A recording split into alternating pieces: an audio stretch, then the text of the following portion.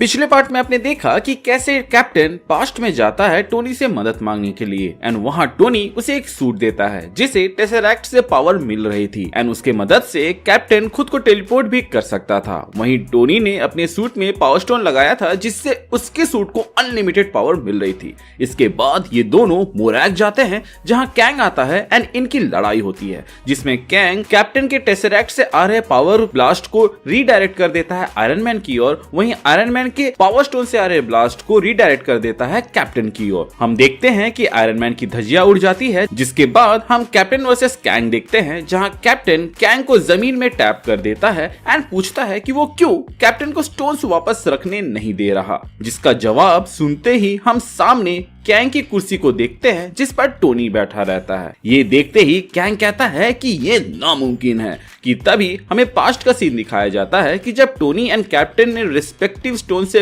Energy blast छोड़ा था तब कैप्टन ने स्पेस स्टोन की मदद से ब्लास्ट नहीं किया था बल्कि उसने आर्क रिएक्टर के पावर को यूज किया था एंड उन्होंने अपने सूट को सेंट्री मोड में छोड़ दिया। अब जिनको नहीं मालूम उनको याद दिला दूं कि सेंट्री मोड वो मोड है जिसमें सूट अपने आप काम करता है जैसा उसको कमांड दिया जाता है। जैसे एज ऑफ अल्ट्रॉन के इस सीन में टोनी ने कहा था कि नजर रखना और फिर वो वहां पर चेक करने लगता है, वहीं आयरन मैन 3 के इस सीन में जब टोनी सो रहा होता है तब उसका सूट वहां पे गार्डिंग कर रहा होता है। कैप्टन अपने सूट को सेंट्री मोड में डालकर खुद को टेलीपोर्ट करते हैं टोनी के पास एंड जैसे कैप्टन टोनी के पास आते हैं तो टोनी अपने सूट को सेंट्री मोड में छोड़ देते हैं और फिर कैप्टन एंड टोनी कैंग के टाइम चेयर के पास टेलीपोर्ट हो जाते हैं। उसके बाद कैप्टन अपने ओरिजिनल जगह पे चला जाता है, इसलिए आयरन मैन के सूट की धज्जियां उड़ जाती है एंड वहां सिर्फ हेलमेट बचा था। ये सब कैप्टन बहुत जल्दी करते हैं जिसके वजह से कैंग को भनक भी नहीं लगता है कि वहां पे हुआ क्या। असल में जब टोनी ने कैप्टन के सिविल वॉरियर सूट में स्पेस स्टोन लगाया था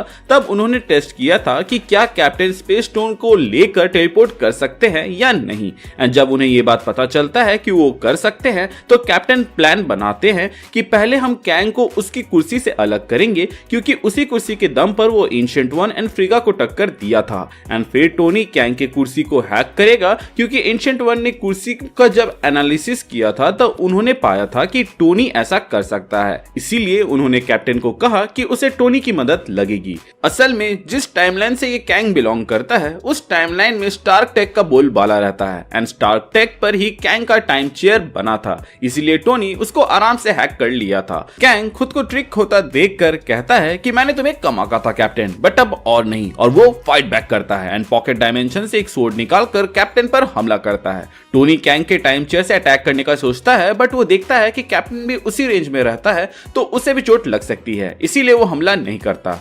कैप्टन अपने शील्ड का इस्तेमाल करके कैंग से लड़ने लगता है जहां पर कैंग अच्छी टक्कर देता है, बट कैप्टन तो कैप्टन है, वो कैंग को हैंड टू हैंड फाइट में हराकर उसको बुरी तरीके से पीटते हैं और उसके बाद उसे स्टे डाउन रहने के लिए कहते हैं। इसके बाद कैप्टन टोनी से पूछते हैं कि मुझे क्या करना चाहिए, जिस पर टोनी कंफ्यूजन का कारण पूछता है तो कैप्टन बताते हैं कि अगर मैंने टेसरैक्ट को रखा तो कैंग के साथ पूरा टाइमलाइन उड़ जाएगा, जिस पर टोनी कहता है कि मैंने इसके सिस्टम को हैक करके खुद से जोड़ा तो मुझे कुछ पता चला। तुम्हें पता है कि इसके ऊपर कोई भी स्टोन्स का असर क्यों नहीं हो रहा था? क्योंकि ये दूसरे इन्फिनिटी स्टोन्स की मदद से उन्हें काउंटर कर रहा था एंड ये इन्फिनिटी स्टोन्स इसके यूनिवर्स से नहीं है, इसने इन्हें दूसरे यूनिवर्स से लिया है एंड तब हमें पता चलता है कि जितने भी टाइमलाइन बने थे टाइम हाइस्ट के वजह से उनमें से सिर्फ एक ही कैंग क्यों कैप्टन को रोकने के लिए आता है क्योंकि बाकियों को इस कैंग ने ऑलरेडी मार दिया था एंड उनके टाइमलाइन को इरेज कर दिया था क्योंकि बाकी सबको ये कैंग ऑलरेडी मार चुका है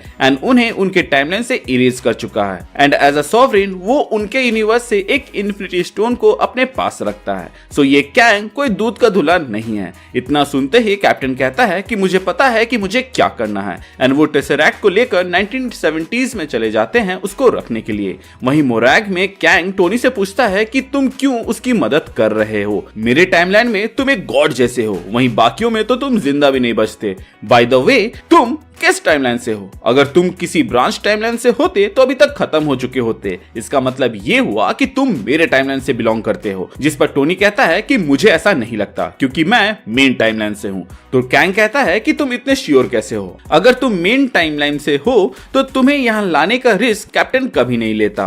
कंफ्यूज मत हो, चेक कर लो, तुम्हारे पास जो पावर स्टोन है उसकी यूनिक टेल तुमसे मैच करेगी। अगर हाँ तो तुम कैप्टन के यूनिवर्स से होगे और अगर ना तो तुम मेरे यूनिवर्स से होगे। टोनी चेयर को स्कैन करने के लिए कहता है एंड उसे पता चलता है कि वो कैप्टन के यूनिवर्स से है। कैंग बताता है कि देखो टोनी, तुम अभी भी मेरी मदद कर सकते हो एंड बदले में अपनी बेटी के साथ जिंदगी जी सकते हो एंड एक गॉड के जैसे राज कर सकते हो। जिस पर टोनी कहता है कि तुम कहना क्या चाहते हो? तो कैंग बताता है कि लगता है तुम्हें नहीं पता, मेन अर्थ वाला टोनी टाइम हाइस्ट के बाद स्नैप करता है एंड वो मर जाता है। जिस पर टोनी कहता है कि तुम झूठ बोल रहे हो। जिस पर कैंग कहता है कि कम ऑन टोनी, मुझे लगा था कि तुम स्मार्ट होगे। अगर तुम जिंदा होते तो कैप्टन टाइम हाइस्ट से पहले वाले टोनी से हेल्प क्यों लेता?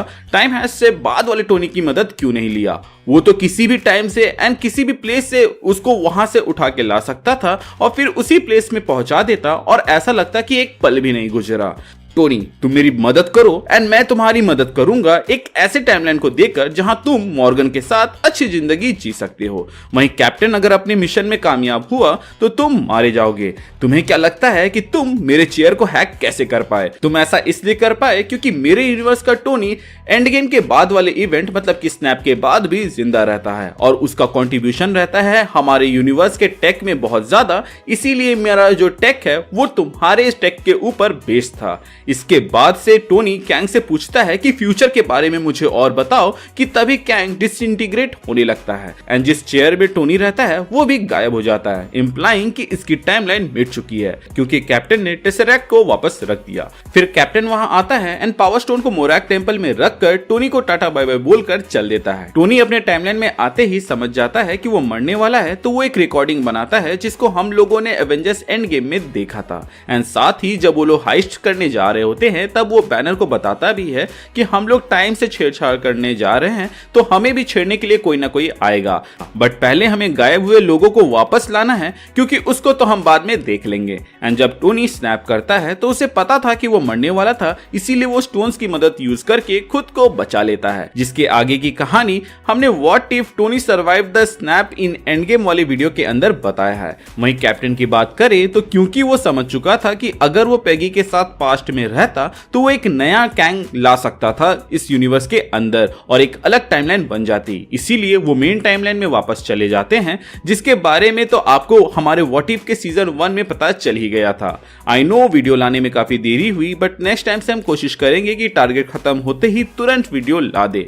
बाय द वे हमने सुपर थैंक्स का ऑप्शन भी एनेबल कर दिया है, तो अगर आपको हमारा ये सीरीज अच्छा लगता है तो आप हमें सुपर थैंक्स भी कर सकते हैं। सुपर थैंक्स करने वाले लोगों को स्पेशल मेंशंस मिलेगा हमारे नेक्स्ट व्हाट इफ वीडियो के अंदर एंड इस बार का टारगेट भी सिर्फ 5K लाइक्स है जिसके कंप्लीट होते ही अगला वीडियो आ जाएगा और अगर ना आए तो ताली की जगह आप गाली दे सकते हो कमेंट सेक्शन के अंदर। मैं डेयर डेविल बनकर उनको पढ़ते रहूंगा।